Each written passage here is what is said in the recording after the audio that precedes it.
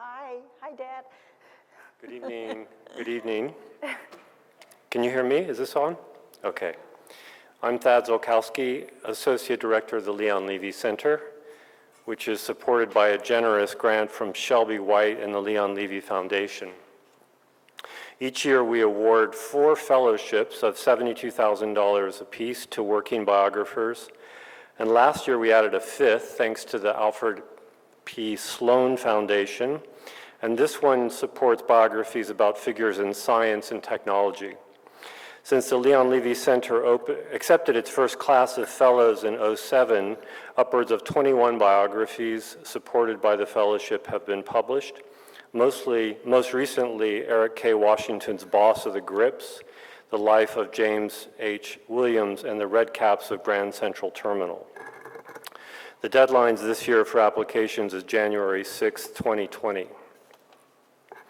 Another new dimension of the center is a 2-year MA in biography and memoir, which trains students in archival and historical research, interview technique, and narrative form, as well as the history of biography and memoir.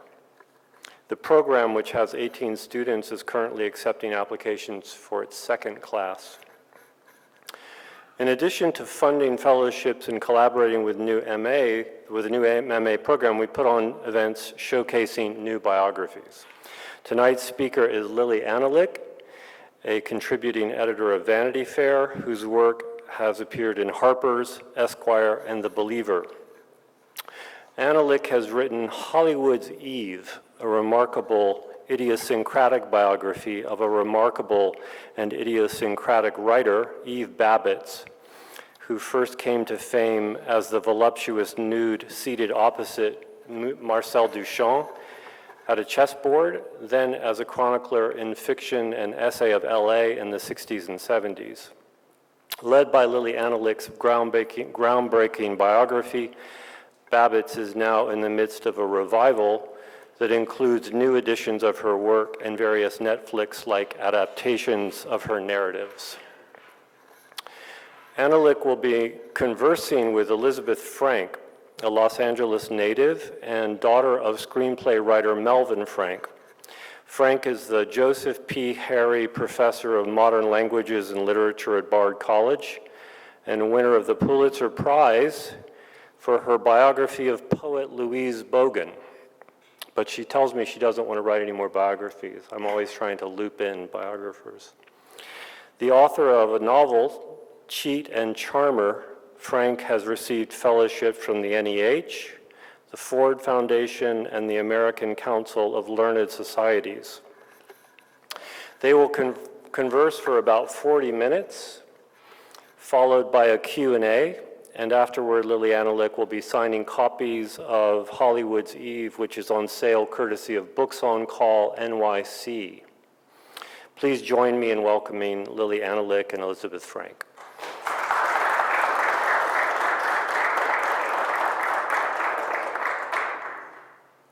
So happy to be here. Me too. Lily, let's just start with a very simple question. How did you get interested in Eve Babitz? Well, before I fell down the rabbit hole of Eve Babitz, I went down another rabbit hole, shallower, thank God, of the screenwriter Joe Esterhaus. Does anyone here know who that is? You guys know? Okay, yeah, okay, because he's kind of like a schlock screenwriter, but he's also kind of a national treasure. He wrote Basic Instinct and Showgirls, kind of the ne plus ultra of trash movies. And he went through this period where he was writing memoirs, and I was reading one of them, Hollywood Animal. And this was back in 2010. I was like 32. Okay. Or no, 2010. Yeah, I was 32. No, 2000, yeah, 32. Anyway, so I was reading this, and kind of every chapter would start with a quote about LA and showbiz. That's what most of them were. But there was one that was about LA and sex, and it was a knockout. You know, it was kind of super hip, and it was puckish, and it was smart, and it was funny. And I found out who the woman was who said it, and it was Eve Babitz. And there was almost kind of nothing on her at that point, but she was a writer, and her books were out of print, but you could buy them on Amazon, you know. third-party seller. So I bought Slow Days Fast Company, which happens to be her masterpiece. And I went nuts for it. The sensibility was kind of playful and idiosyncratic and strange, and kind of her prose style was kind of slangy but kind of elevated and elegant, and I just thought it was great. And I liked how she wrote about place. She writes about Los Angeles, which is this kind of beautiful city, but it's a haunted city. People kind of go there very optimistic, kind of they want to make it, like nobody makes it. So there's kind of underlying kind of despair and melancholy. So I just loved it, and I kind of found all her other books, and I read all her other books, and I loved her so much I wanted to meet her. But you couldn't find her. I mean, there was just like no information on her, and all the details that were kind of available were kind of very scant, but kind of ultra compelling. So I knew she had done that photograph, the nude one, playing chess with Duchamp, when she was 20, and I knew from her last book that there had been a fire. So in 1997, she was completely sober at this point, but she was smoking a cigar, and she went to light it, and it fell on her lap, and she was in a car, and she went up in flames. And it was third-degree burns over 50% of her body, and that was that. She didn't write again, and she'd been this kind of intensely social creature, and she kind of became a recluse, more or less. So she certainly wasn't on, Facebook or Twitter or Instagram. But I have a younger brother, and he was at USC for business school, and I love him, so I would go see him. And one day I was in his apartment, and he had a phone book, and I looked in the phone book, and there she was. And she was only kind of a few blocks away, and I wrote her letters. I wrote her these kind of ardent letters. She didn't respond, and I hand-delivered one of them so she would know how obsessed I was. I was staying with John, and I went and delivered it to her apartment, and nothing, and I called her, and nothing, crickets. And so 2 years passed, and I kind of was nowhere in 2010, and I wasn't much farther in 2012, but I'd kind of gotten the chance to pitch Vanity Fair on a piece, and it took them 7 months to say yes to Eve Babbitts, but they said yes, so they were kind of aiding and abetting me by 2012. So I made friends with her sister, her cousin. She had many lovers, and I made friends with a bunch of them too. And Julian Wasser, who had taken that photo back in 1963.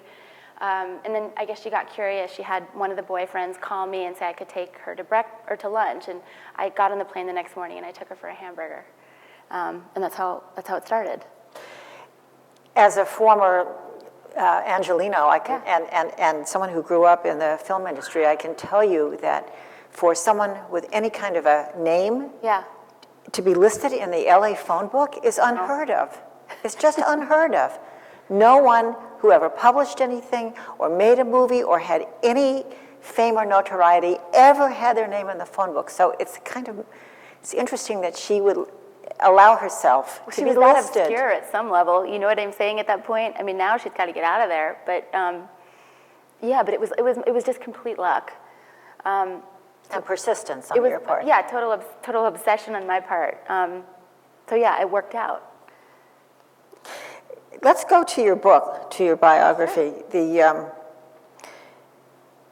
She's looking out the window in the girls' bathroom at Hollywood High, and she's already a teenager. Why would you start there?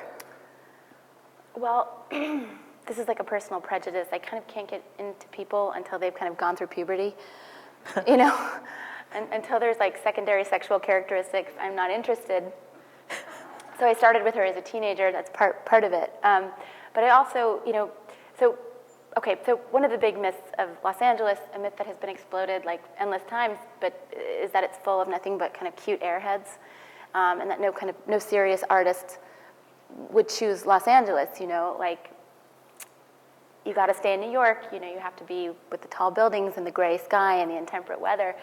And there was this kind of idea, and I think I don't know if it was started by Nathaniel West, but perpetrated, he kept it going that, no serious artist would come to LA, like, the palm trees and kind of sunshine would rob them of their seriousness and sense of purpose. But the truth is Hollywood pays artists, so it always had artists.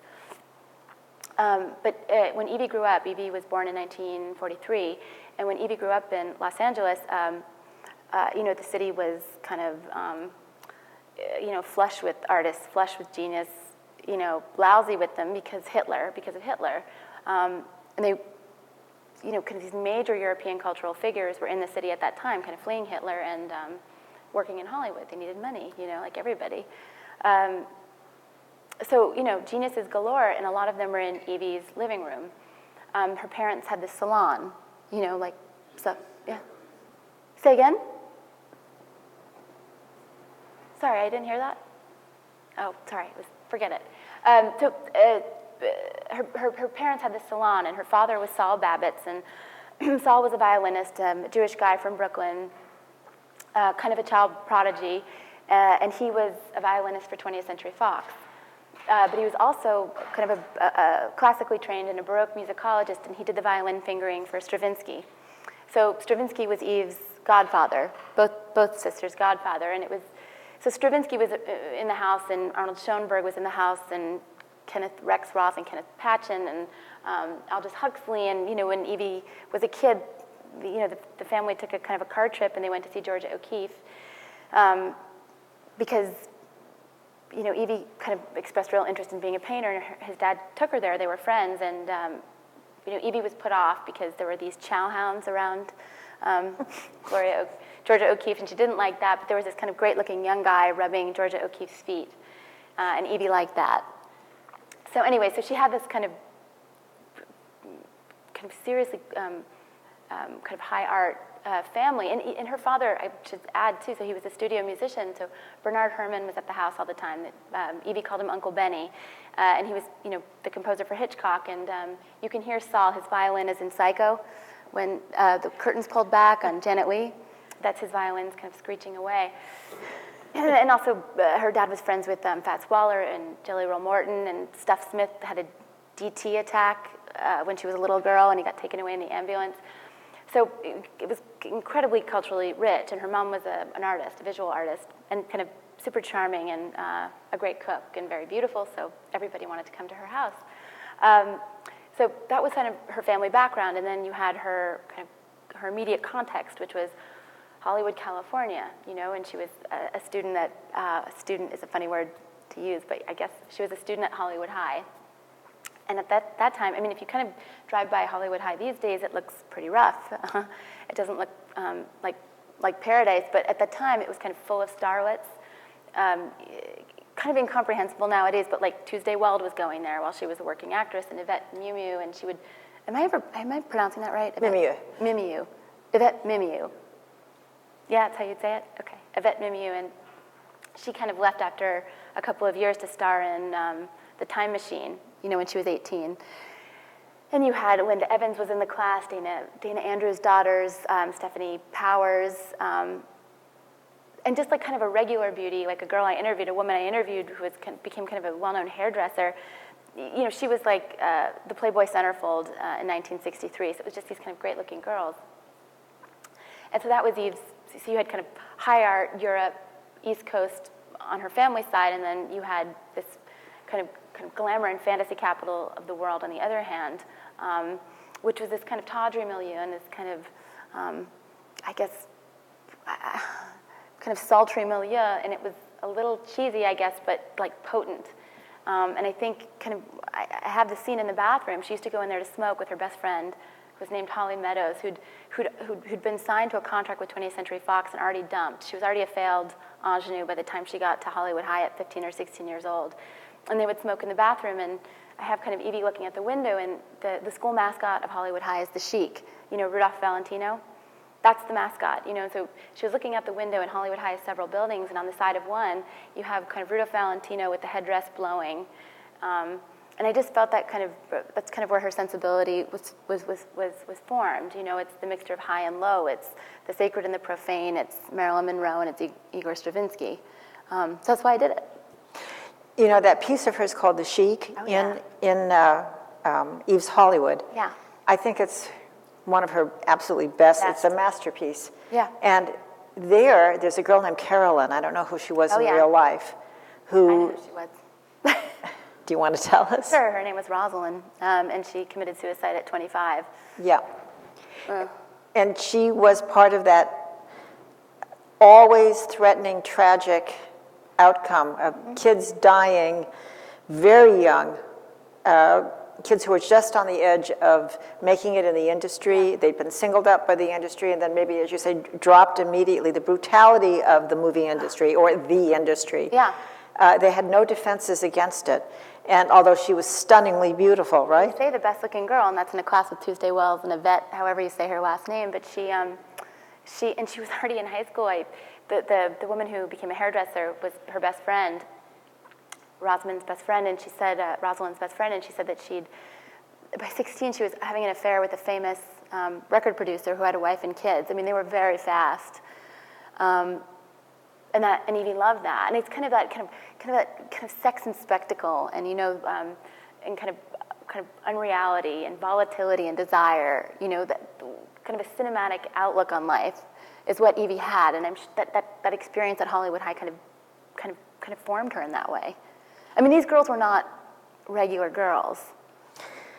Yeah. Oh, I understand completely. They were not just at Hollywood. They were all over Los Angeles and West LA. I mean, I was in 8th and 9th grades with Candice Bergen. I don't think any of us in those classes ever got over it. Yeah. We never got over it. Yeah. When you are with someone who is that beautiful, Yeah. classically beautiful, you almost want to give up before you've begun. It's over. Yeah, So, and they were out and about, like in that era. So. Oh, yeah. Yeah. Lily, Eve, she frequently Yeah. in her books defines herself as a groupie. Oh, yeah. It's always the first word she uses any self-description. She uses it very frequently, I think very ironically, but what do you think that was all about? Yeah, she does it in her writing, and she would do it with me. Whenever I asked her any kind of self-description, anytime I prompted her in that kind of way, she would say, I was a groupie. And I mean, I think, okay, in the strictest sense, I mean, if a groupie is somebody who kind of has sex with a lot of famous guys, she's definitely a groupie. She was with kind of Ed Ruscha, Harrison Ford, Steve Martin, Jim Morrison, Warren Zevon, like half of the Eagles, so many guys, and Annie Leibovitz. But real relationships, too. I mean, she wasn't just having these... They were both. They were both. They were both. Some of them were sustained, some of them were not.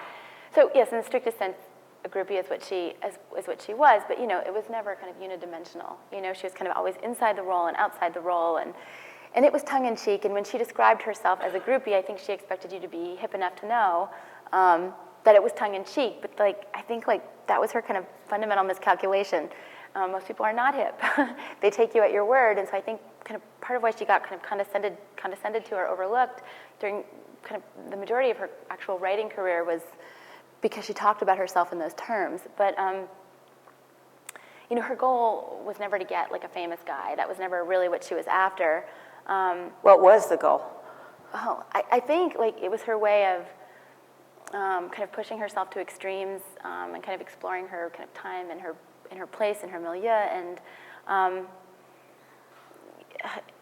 it was like a punishing way of life. I mean, she came up with this term, squalid overboogie. Oh, it's great. Which is immortal, and that's if you've had too much sex, you're just too drugged out, you've drunk too much, and it's all gotten to be too much. So she had kind of numerous bouts of squalid overboogie, so that was kind of a physical toll it took on her, but I think, emotional as well. And her sister Mirandy would kind of describe this scene to me that was, painful.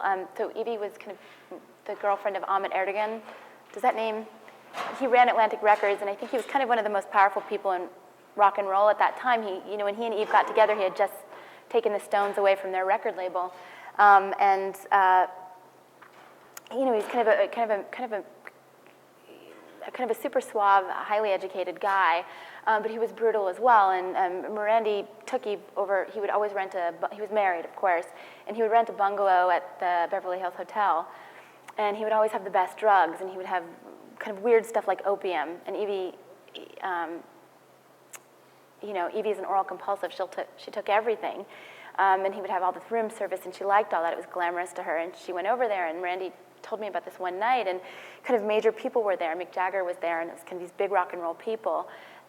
And everybody was kind of coked up and drinking a lot, and the men were starting to be brutal to the girls that were there. There were these kind of pretty young women around, and they just started to kind of, tee off on them and kind of verbally, like, make fun of them. And these girls would go out of the room crying. And they were doing it to Eve, too. But Evie had a sharp tongue, and she was really giving it back to them.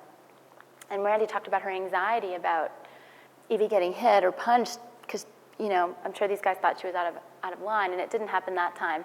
But I guess my point is kind of degradation was involved, but it was always kind of useful degradation. I mean, there was always a sense of purpose with Eve. It was kind of feeding her kind of super powerful artistry.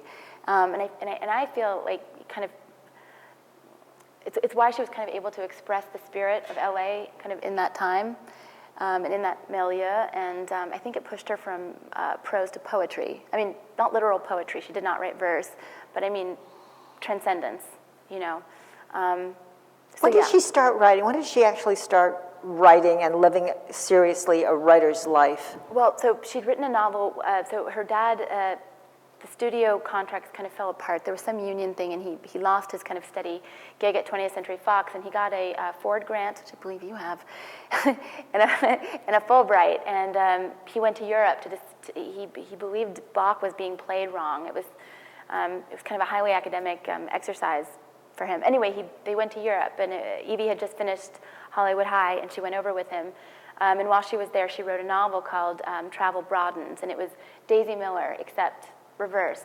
Instead of like the American innocent coming to the old world, and dealing with that kind of corruption and complications, the American girl corrupts Europe, and it was autobiographical. Yeah, this was great, and there's no copy survived. But she had written.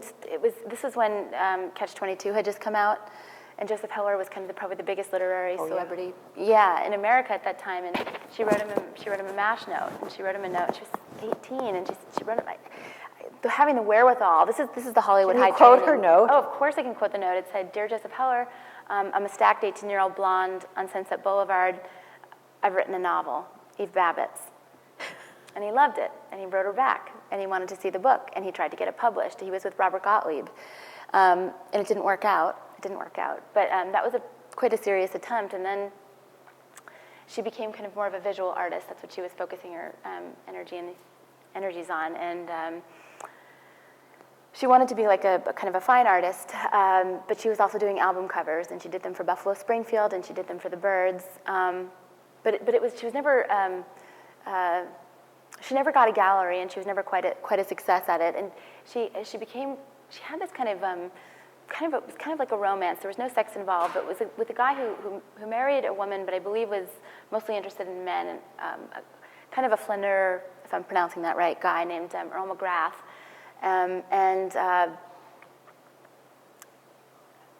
They had this kind of very intense friendship, and they were very close. And then it turned. Somehow it soured. And Earl came and looked at a painting Eve was doing, and he said, "Is that the blue you're using?"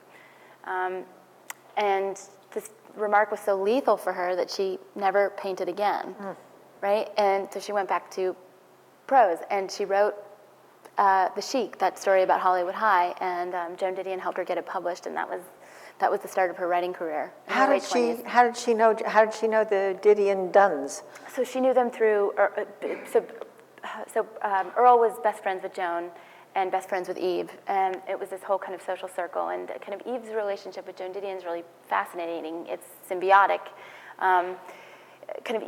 Joan was enormously helpful to Eve in a personal way because she got her published. She read Eve's piece on the Girls of Hollywood High, and she thought it was a knockout, and she was enormously powerful at that time. And she recommended it to Grover Lewis at Rolling Stone, and Grover Lewis took it. And that was like the hippest and kind of that was the magazine you'd want your work published in at that time. So that kind of launched Evie. And the influence was two ways. There's this kind of great story Eve told me. Actually, Michelle Phillips told me this. Michelle Phillips of the Mamas and Papas. And Michelle Phillips was part of this circle as well. Evie had a dinner party at her apartment, and it was an apartment with no furniture. She just had orange crates for tables and chairs. But Joan was there, and Michelle Phillips and Harrison Ford was there. It was a big party, and I'm sure everyone was stoned because that's what they did. And Michelle Phillips was lying on the ground, and she told this story. And when she was 15, she lived in a friendship way with an older woman, older than to her. She was like 23 or 24, named Tamar Hodel. And Tamar Hodel was the daughter of George Hodel, who was very likely the Black Dahlia killer. He was a doctor, he was a doctor in Hollywood, and he had been having sex with Tamar, and he got her pregnant when she was 14, and she went to the cops, and there was this big famous trial. And he was very close with John Huston, and he would have these kind of sex parties. Man Ray was there.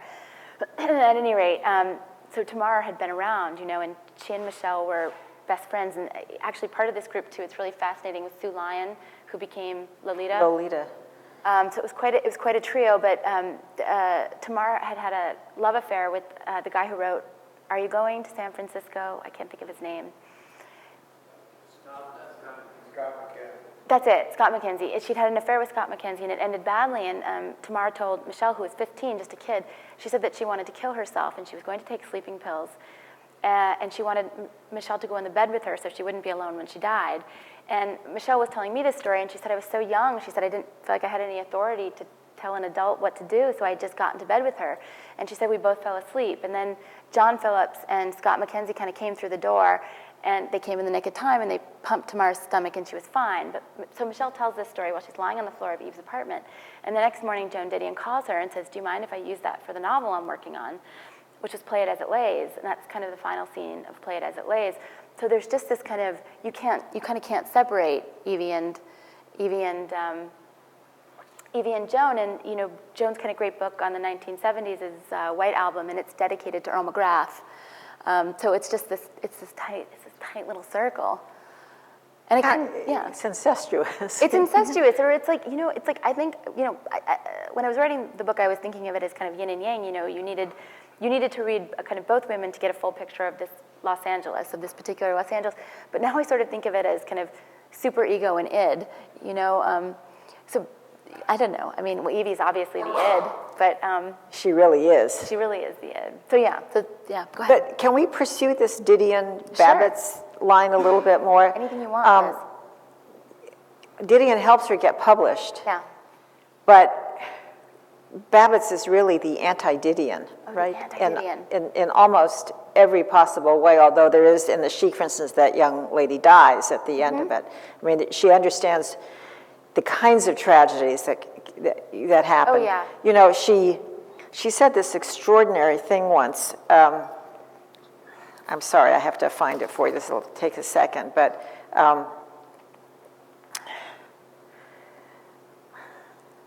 great, I won't find it, where she says that she's talking about suicide in LA. Yeah. Or people who die in LA. And she's talking with someone who talks about the people who die there by accident. She says, I don't know anybody like that. Everyone who I know who dies does it on purpose. Oh yeah. All right, so she's, yeah. she's always ironic in that sense. But what happened to their relationship, to Didion and Babbitt's? Did it remain respectful? Were they actual friends? Was there a distance there? Yeah, I mean, no. What do you think? There was a friendship, most certainly. And like when Evie was in a period of squalid overboogie, and she fired her agent and fired her editor, or they fired her. Somebody fired somebody, and Eve kind of was without a home in terms of an editor.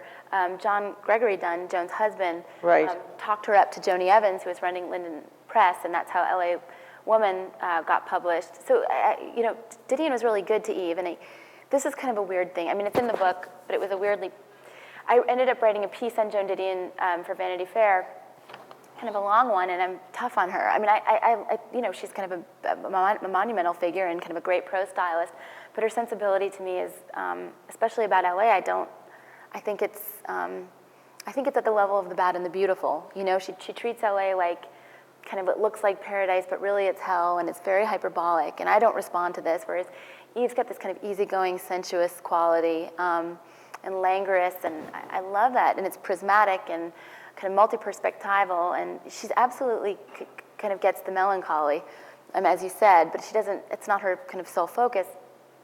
But I remember I did this piece, and it was a little rough on Didion, and kind of the only time Eve ever really commented on my work is she read that, and she called me and she said, you killed her. I'm so glad you killed her. I never could. She went off into some kind of rhapsody, which I never heard from her again, and it was a weird moment. But I think she kind of, in her first book, she really goes after Nathaniel West, And Nathaniel West was very clearly a stand-in for Joan Didion. I think she was so grateful to Joan, she could never say anything. And Eve would never, I mean, kind of Eve's idea of,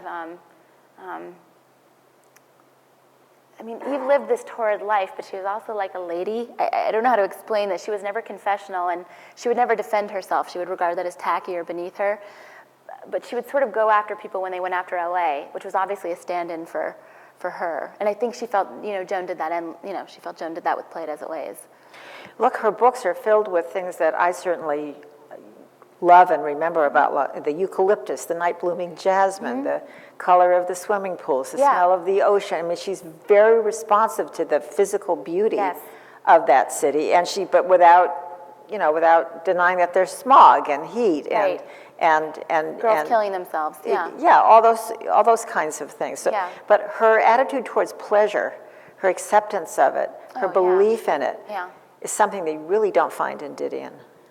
I've never found it there. I think it's rare in an American writer. I mean, that's why she's so, the writer, I mean, people kind of endlessly now seem to compare her to like Dorothy Parker or Nora Ephron, which is so wrong-headed to me. She's much closer in spirit to Colette. Absolutely, Colette and Balzac. Yeah, sure. She sees the entire, High and low. She sees the social spectrum and everything that's always in motion in LA, who's in, who's out. You're as good as your last picture, or and the brutality of the incredible brutality of the place. Yeah. But she also experiences everything that can be enjoyed. Yeah, she that does. can be savored. An endless responsiveness to moments and to things like food and color and dancing and sex. And, she calls sex an art form. Yeah. Oh, yeah. And she does so unapologetically. She's not embarrassed by anything. No. So these are marvelous things about her. It seems to me. Great. I agree. So what was your working relationship with her like? I mean, you got to her finally, and then.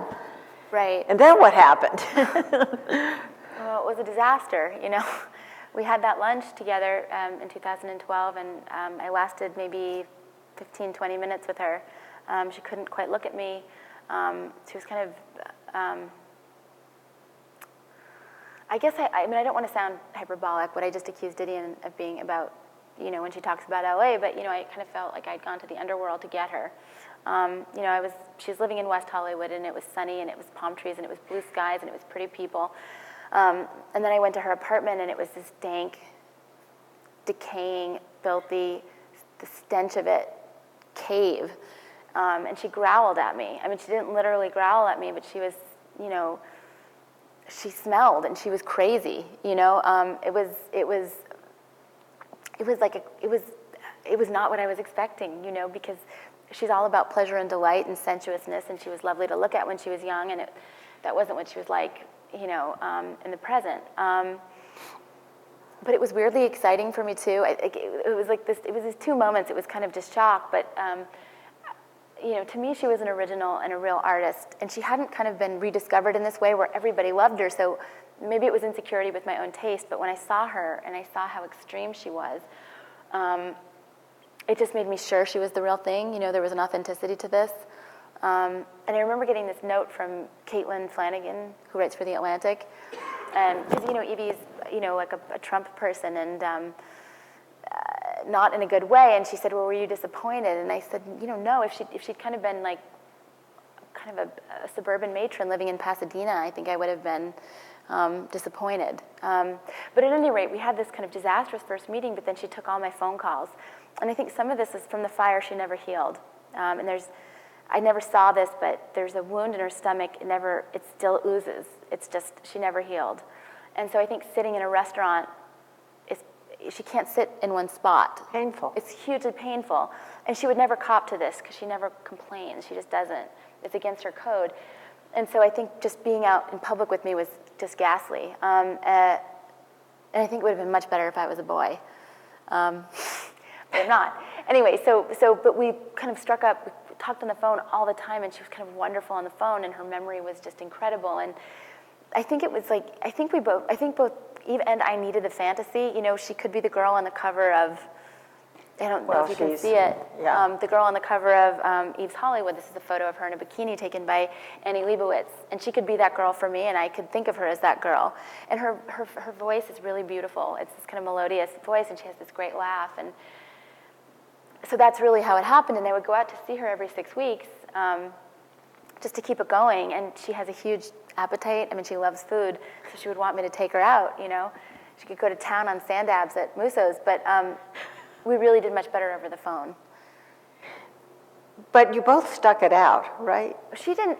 Once I was in, I think her sister and her cousins and boyfriends liked me, so I was okay. Yeah. I was okay for her, and as I mentioned, my younger brother, whom she really liked, and this show, she could never remember my name. She would call me Lufa for the longest time, and then she would call me Little Lily. Like, she just was. I was not her cup of tea, but I have a kind of a handsome brother, and he had gone to school at USC, and 2 years before, okay, and he would go to this place called Astro Burger, and he would get the veggie burger and I guess play the jukebox, and she looked at him, and she couldn't have possibly laid eyes on him for over 2 years, and she's totally gaga, except she looks at him and she goes, I know you, you're the one who used to play the jukebox at Astro. And they'd never spoken. So it was like Eve was still there, if you know what I mean. You could access her at certain moments, which is great. You decided, though, before the book was published, you decided to put in the material about Yes. what she looks like now, what her way of life is right now. Right. And some of it, when you adore Eve Babbitt's, as I do, Yeah. you read it and it's tough reading. No, I know. But you did it, and I think it's a marvelous thing to do because you also describe your biography as a kind of love letter about her, or Right. is that you really dearly loved her as you were writing about her. So what gave you the courage to put all this material in it towards the end? I think it was a gutsy thing to do. Well, I appreciate that because it was painful. I mean, so kind of the draft I thought was the final draft. I did show it around, and I got reamed by Blake Bailey, who's doing the biography of Roth right now. He's kind of a very renowned biographer, and he just said, you just completely went soft. You can't do this. This is a lie. And I think when I had been writing the profile for Vanity Fair is Vanity Fair, and I smeared, Vaseline on the lens when I was doing that. I mean, it's Vanity Fair. You do that, right? And I kind of pulled back, and I let you know that she wasn't in great shape, but I didn't let you know how austere her living situation was. And so when Blake was kind of saying this to me at Odeon, I remember in this kind of pit forming in my stomach, because I know he's right, I know I have to do it, and because as I said, I mean, I do feel that kind of how bad it was, how squalid it was, how monstrous she seemed to me, was connected to her greatness and her originality, and all that we're talking about, her kind of going straight down the line and, setting herself on fire because she was willing to go so far. So I did it, and I had to show it to her sister, and her sister said she was going to kill me, which wasn't great. It wasn't a great moment, but we worked through it. And it was the honest thing to do. I mean, ethics come into it, and you don't want to be cruel to somebody, but You don't want to lie either. But I can't lie. I can't. I can't. It's unethical for me to do that. So anyway, it was a kind of a painful decision, but I did it. Okay. So, yeah, and I also felt, I guess part of it too was after the Vanity Fair piece came out, I felt like people were talking about her like she was Carrie Bradshaw from the 70s, and she was kind of a groupie with a typewriter, and she wasn't. She was not relatable, and she wasn't a girl kind of looking for the right guy, for Mr. Right. She wasn't that. She was kind of, an existential outlaw. She was a real artist. She was right down the line, and I felt like that had to be conveyed. Well, I think you conveyed it magnificently. Well, Liz, and that's so nice of you to I mean, say. I love her, and I love your biography, and I think everybody in the world should read That's so both, nice. as much Babbitt's as possible, and Lily's biography. I have a couple of favorite quotes of Sure, hers. go for Could it. I share those Of with course. everybody? From Slow Days, Fast Company, which is, we think, what her best Masterpiece, yeah. It's a wonderful. It's a series of vignettes that really do turn into a novel as you're reading it. But she says, she has these, I guess we'll call them aperçus, these short, sharp, and they sometimes turn into aphorisms in the process of being expressed. She says, I've often noticed that there is a moment when a man develops enough confidence and ease in a relationship to bore you to death.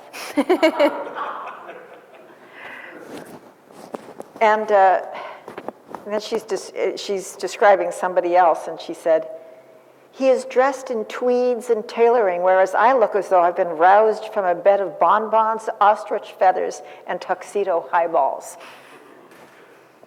And then she writes about, she's talking about Hollywood success, the type of success that town, this town, as people always refer to it, as in you'll never eat lunch in this town again. I love that book. Yeah, that's quite a book. She writes, "I did not become famous, but I got near enough to smell the stench of success. It smelt like burnt cloth and rancid gardenias. And I realized that the truly awful thing about success is that it's held up all those years as the thing that would make everything all right. And the only thing that makes things even slightly bearable is a friend who knows what you're talking about." No, she's wise. No, she's great. She was born wise. And then she says, "In Los Angeles, it's hard to tell if you're dealing with the real true illusion or the false one." No. And there are more. I mean, I have many, many more here. So, you know, she's witty. And she's the La Rochefoucauld of LA, you know. She's really extraordinary in that respect. She gets it while it's happening, right? She lives everything, but she's never blind to what's going on. You know, I think that combination is spectacularly rare. Yeah, I would agree. You know, so what's your relationship with her now? Well, it's the same as it ever was. I mean, I'm treated like the lovelorn suitor, and she's my indifferent mistress, and I buy her stuff, you know. So that's what. What is it? Sneakers or something, right? That she likes. I buy her. She likes Vans now, so I buy her leopard print Vans. There was this kind of moccasin she wants. It's incredibly hard to get. These out-of-print volumes that are enormously expensive about Chinese history, Ann Coulter books, MAGA hats. MAGA hats. Chocolate-covered strawberries, chocolate-covered cherries. Just little love tokens, which I always get her. She's, you know, and I see her when I'm in Los Angeles, and I'm very close with her sisters and cousins and boyfriends. I mean, in a human sense, she's not really quite there, you know, because people will talk about her kind of capacity for friendship and how great she was in those ways, and I never saw that. I mean, I wasn't ever dealing with somebody who was fully there. I mean, I could access her through memory. She would be great on memory, but in terms of kind of day-to-day living, she just wasn't really present. So I always felt like I could show my affection. I had a very affectionate and very kind of warm and close relationship with her sisters and cousins and ex-boyfriends who are kind of very kind of deeply in my life, you know. I think, you know, we should probably start asking people. anything. But before we do, would it be okay with you to tell everybody the story of her response to finding out that all her old boyfriends had held an auction for her when after she'd been burned? Right, her cousin Lori told me this. So she'd been in this horrible fire in 1997, and of course she did not have a pot to piss in, no money. And the medical bills were almost $500,000. And so there were kind of all these, Mirandy and Lori, her cousin and her sister, and then all these ex-boyfriends who had become quite famous and powerful, got together and they kind of auctioned off artwork. And Harrison Ford and Steve Martin, I think each gave each $100,000, and Ahmet Ertegun came, and Ed Ruscha kind of donated his artwork, and Larry Bell. All these people kind of came through for her, and Eve was still in the hospital, and Lori came back to report to her all this kind of love that was being shown her, all the money, and she was kind of really in physical agony, and she kind of lifted her head off the pillow, and she said, "Blowjobs," and then fell back down. So, you know, always charming.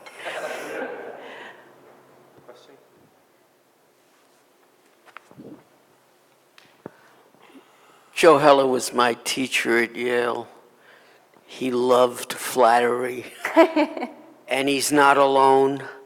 You know Hollywood.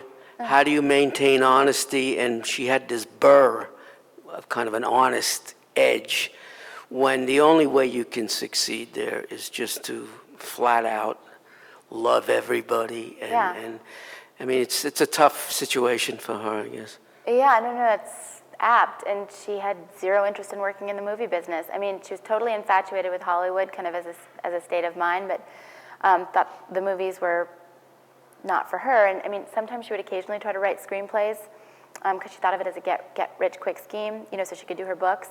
But yeah, she never tangled with the industry in that way. Though, this is like in my 8th year of talking to her constantly, and I would always be learning these things. And kind of before the book came out, she said, oh, I was an extra in that famous gangster movie. And I said, what? Which one? And she goes, the Francis Ford Coppola one. And I said, Eve, you mean Godfather? And she goes, yeah. And I was in a courtroom scene, and it was not The Godfather, it was The Godfather 2, but there she is wearing a polka dot blouse in the Senate hearing scene, and she'd ruined it because they had to reshoot because of her because it was so hot, and she took off her sweater, and she was wearing polka dots, and she says polka dots ruin everything. But you'll find her there, Sorry, but that was her only real kind of Hollywood experience. So I've read your book, and I've read a couple of Eve Babbitt's books and really enjoyed all of them. And I can see why she's become the new the resurrected it girl. I mean, all the right pieces are in place for that to happen. But sometimes a lot of pieces are in place for something to happen, and it doesn't happen. Yeah. So culture being a mysterious process. What is it about Eve Babbitt and her writing and her persona and personality that you think that has made her break so big at this moment? What is it about her that's Right. It's a good question. There's I have like two parts to this one. My own theory is that you're in a current moment, right? You're in a moment, but there's a moment underneath that moment. And when you plug into that, you've really got something. So you take Slouching Toward Bethlehem, which Joan Didion writes publishes in 1967, kind of at the height of the kind of ultra groovy, flower child, free love, kind of hippy dippy, kind of 60s, right? She writes, that book comes out at the height of all that, and it's this dark, tense, anxious book, and it's huge, right? It becomes this bestseller and cultural touchstone. So she kind of hit the mood under the mood, I feel. And then Evie is writing in the 70s, which is kind of an ultra-debauched, ultra-decadent decade, and she's ultra-debauched, ultra-decadent. And somehow it passes her by. But I also think, and she's kind of huge now, and we're in this kind of Me Too moment. And in some ways, it's kind of a neo-Victorian era that we're in now, and it's kind of joyless. And yeah, sure, men have probably been getting away with murder. That's not a good thing, of course, but it's like the no fun zone right now, And somehow Eve is catching on in this kind of major, major way. And I think she's kind of tapping into the moment under the moment. People want this and they're hungry for this. But I also suspect that if Eve were writing now, she would not be having this. I don't think she would be big at this moment now. My feeling is that she's also palatable because she's having these attitudes and she's in the past and she's safely confined there. I don't know if people could handle right now an Eve, like a contemporary Eve. That's my own guess. Sorry. I think you can approach her as if she were, kind of period piece, Yeah, right? you can. But her work is so strong and so solid. Her prose is so beautiful. Her sense of the world is so special that she's turning into a classic American writer. It'll take a little bit longer, but there's the quality of, she has quality of mind, and she has a beautiful, beautiful, her descriptive writing can be magnificent. Yes, there are some slight pieces, there's no question about it. No, but I'm sorry I'm go ahead. interrupting. Because No, go ahead. What I also feel is like Kendall Jenner, the Kardashian, is now reading Eve Babbitt. Now listen, part of the reason, I always feel like I sound like some kind of like egomaniac when I say this, but the reason that the Vanity Fair piece kind of worked the way it did for her, where it kind of relaunched everything, was because it had so much about her personal life, stuff that nobody knew. The Joseph Heller letter, for example, or kind of the whole span of her lovers, or the blowjob story, all this stuff. And I think her persona is what's catching on so much with these young women, because I think the writing is at a very high level. I don't really believe they're getting it. And the reason I say this is because, to me, Sarah Kramer from New York Review of Books publishes her best books, and those books are Hollywood's Eve, Slow Days, Fast Company, and the collection of her kind of uncollected pieces. Those are the best Okay, but I think her biggest seller, and the one Kendall is reading, is Sex and Rage. It is a failure as a book. It is a bad novel. Okay, but it's catching on because it's got this great title, and I'm convinced that they're really, what's going over so big is the persona, the way she lived her life. That's my own theory. Well, I think you're absolutely right, but I have taught her at Bard in a 20th century literature class or contemporary literature class, and I have young women students who read and who read good books Yeah, I believe and it. are really smart, and they're wild about her. Yeah, I and it's believe it. because of her voice. It's so good. This voice somehow emerges as a voice unlike anybody else's, and I think that's what will last. That's Yeah. what I'm sorry, I completely Yeah. agree with you. We're in agreement. Oh, we're not in disagreement. Can I just make one Yeah. observation? That maybe the slight mystery of Eve Babbitt's is part of a larger mystery, which is the nostalgia for the 1970s. Yeah. Which, at the end of the 1970s, was it, somebody said goodbye to a real kidney stone of a decade. And everybody was really, really happy Yeah. when the 70s ended. And now we just can't get enough of it. Of course. Oh, that's huge. It's a huge part of it. No question. Lily, Yes, Dan. hey, good to see you. If a contemporary Eve Babbitt's were to emerge, Yeah. from where do you think that would be? Would this be a novelist? Would it be an essayist, a journalist? Or would we not know until 30 years after the fact? God, that's such a great question. I mean, I think she was committed to books and to writing, so I'm sure she would be an essayist. It's just, would she get published? I mean, and she could live, I'm doing a piece for Vanity Fair now on something called the Fake Club, which was a nightclub in LA from 1982 to 1983, and the guy who ran it was a friend of Eve's, who got the Hollywood thing too, the fake thing. Anyway, he's great. I'm going off on a tangent, but he was telling me when he moved over here from London, he's a British guy in '78, he lived entirely improvisationally. He could have an apartment for $250 a month in Los Angeles, and he could have a great car for less than that, and you could live improvisationally. He was making his money making like lamps out of cactuses or something crazy like that, and Barbra Streisand bought them, or like he would buy jelly shoes and dip them in Day-Glo, and he could make his rent. And Evie lived that way too. She never had a steady job. It was just shit to get by on, and she'd live off of men, right?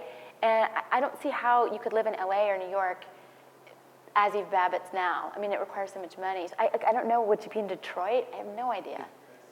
Yeah, I'm sure she probably would.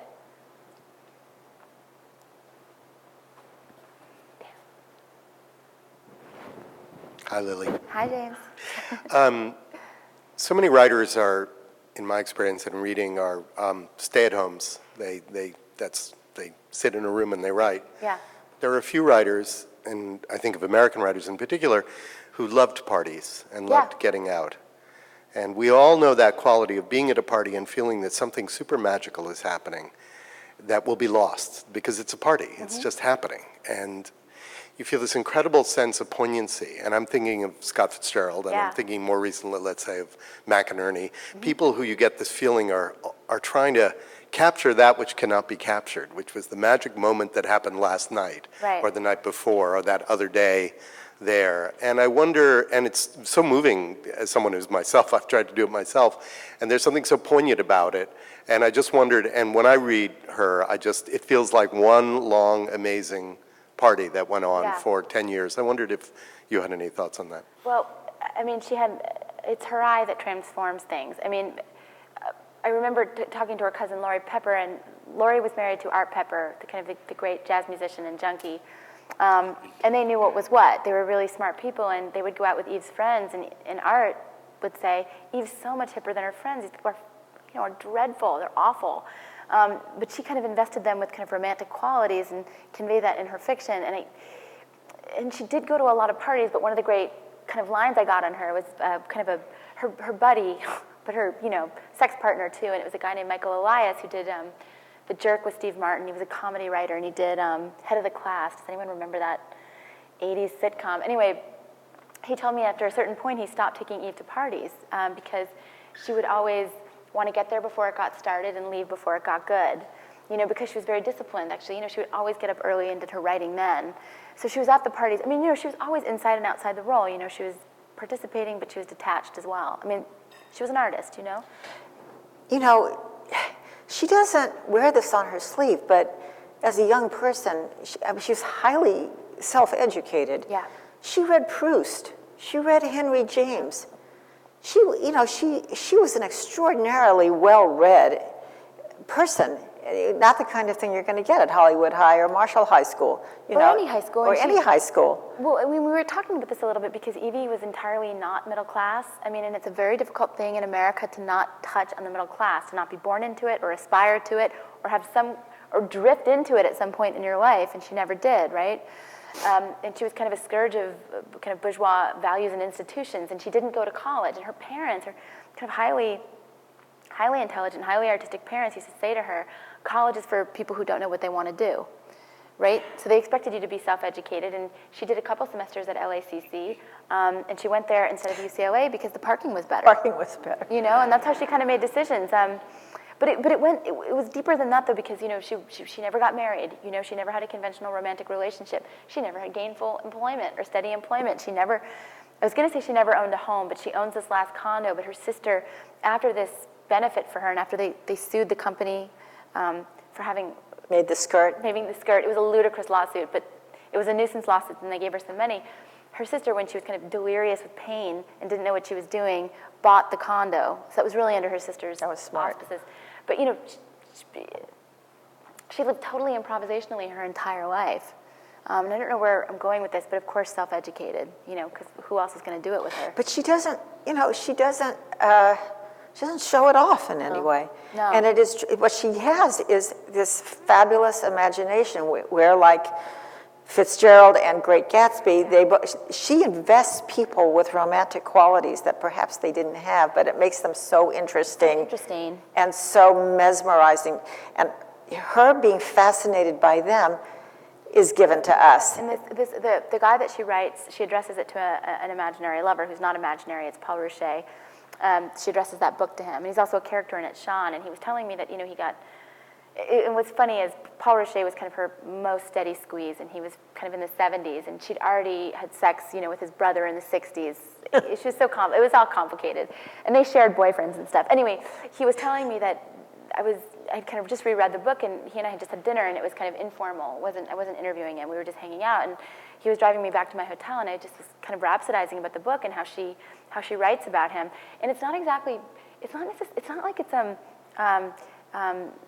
complimentary. She describes him as like a weak fortune-hunting prince in a Henry James novel, and the girl's happy to marry him just for the way he looks in his pants. That's kind of both complimentary and totally disdainful. But at any rate, I said, you know, she writes about you in such a great way, and he said he got so much kind of sex out of that. Like, people liked the book, and they would go gravitate to him because of that. But he also told me that there was a weird pain of it because he didn't feel that person was him.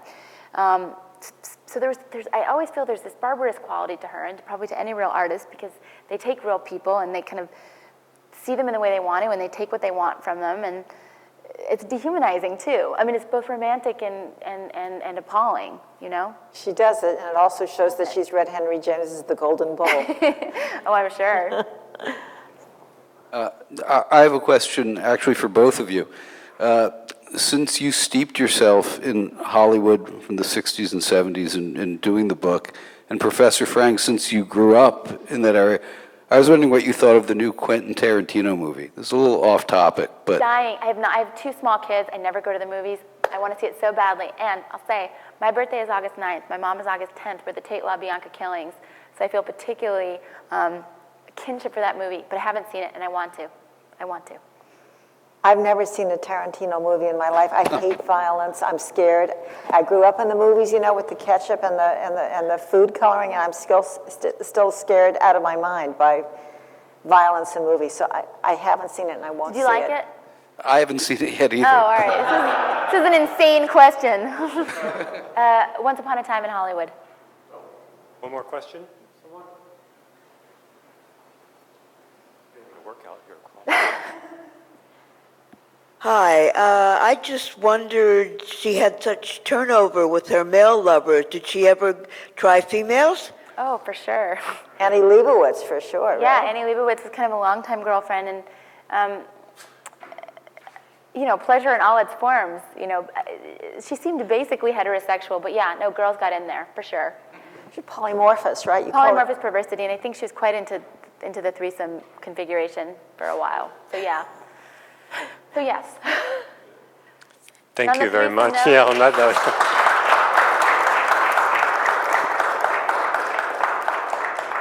Books on sale. Books on sale over to your right. I'm gonna go say hi to my friends.